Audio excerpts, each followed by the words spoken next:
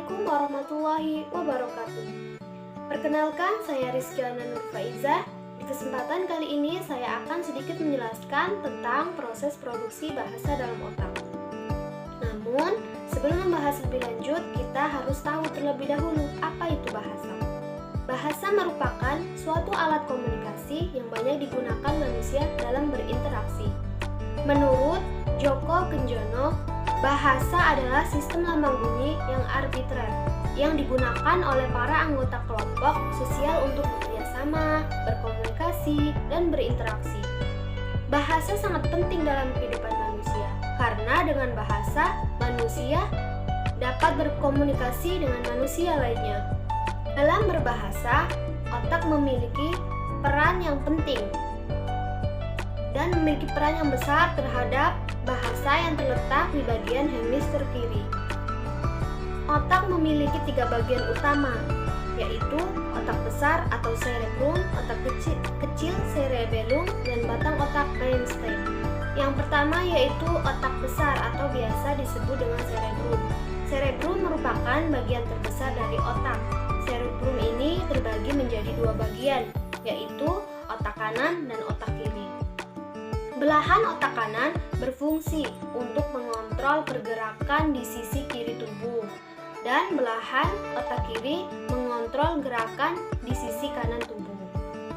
Otak besar ini dibagi lagi menjadi 4 bagian, yaitu yang pertama lobus frontal, bagian otak depan yang berfungsi untuk mengendalikan gerakan, ucapan, perilaku, memori, emosi, dan lain sebagainya. Bagian otak ini juga berperan dalam fungsi intelektual seperti proses berpikir, penalaran, pemecahan masalah, pengambilan keputusan, dan lain sebagainya. Yang kedua yaitu lobus parietal, bagian otak atas yang berfungsi untuk mengendalikan sensasi seperti sentuhan, tekanan, nyeri, dan lain sebagainya. Lobus ini juga mengendalikan orientasi spasial atau pemahaman tentang ukuran, bentuk, dan arah.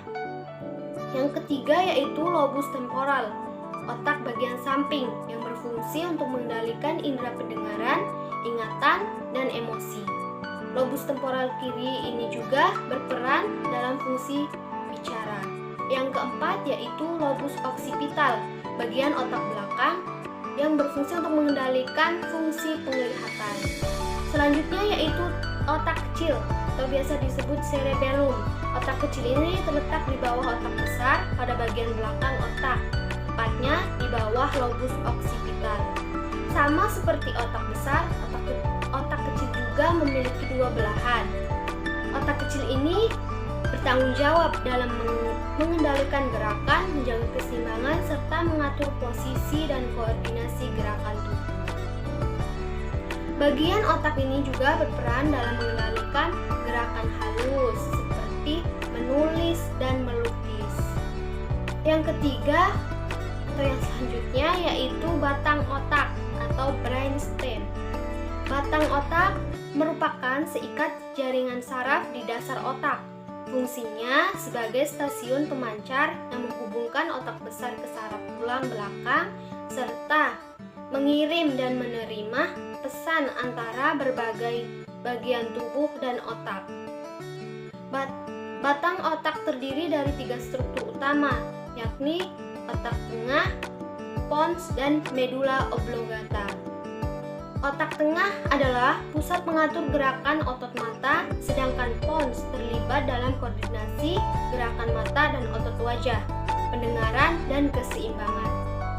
Adapun wilayah atau tempat produksinya bahasa pada otak yaitu pada bagian yang pertama yaitu area Broca.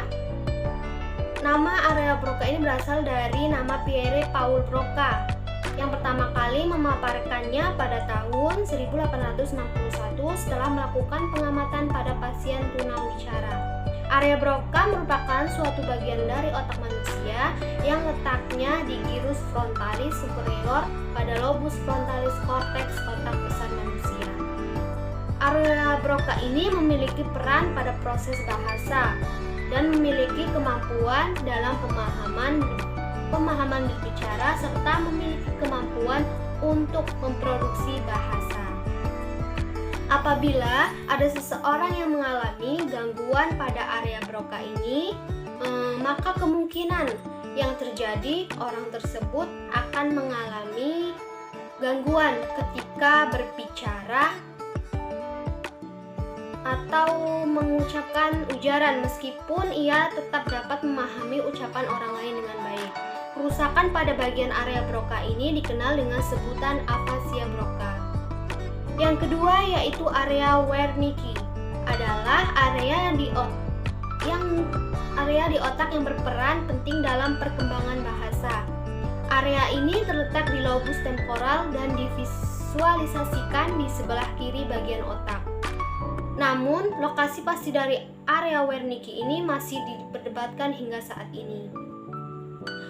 Area Wernicke ini memiliki kaitan dengan area Broca di otak. Apabila peran area Broca dikaitkan dengan produksi kata-kata, maka area Wernicke ini berperan dalam pemahaman terhadap suatu perkataan.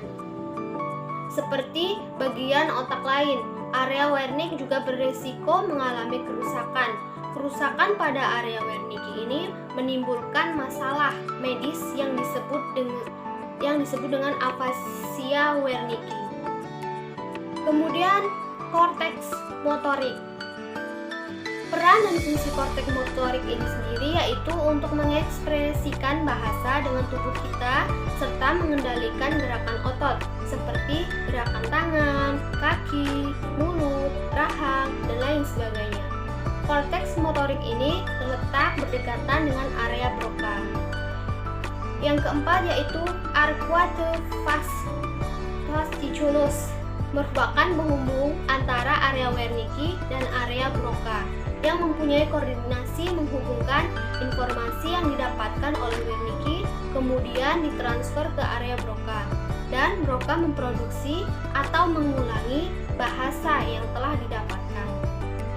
Kerusakan pada bagian arcuate fasciculus dapat menyebabkan menurunnya koordinasi pemahaman dan pengucapan serta kesulitan melakukan pengulangan atau disebut dengan conduction aphasia. Meskipun demikian, bukan berarti otak kanan tidak memiliki peranan apapun dalam proses berbahasa. Salah satu fungsi yang dijalankan oleh otak kanan yaitu mengatur intonasi dalam berkalimat atau berbahasa. Maka dapat dikatakan kedua bagian otak kita memiliki andil atau peran dalam berbahasa. Keduanya dijembatani oleh corpus callosum, bagian yang bertugas menyampaikan informasi bagi hemisfer kiri dan hemisfer kanan.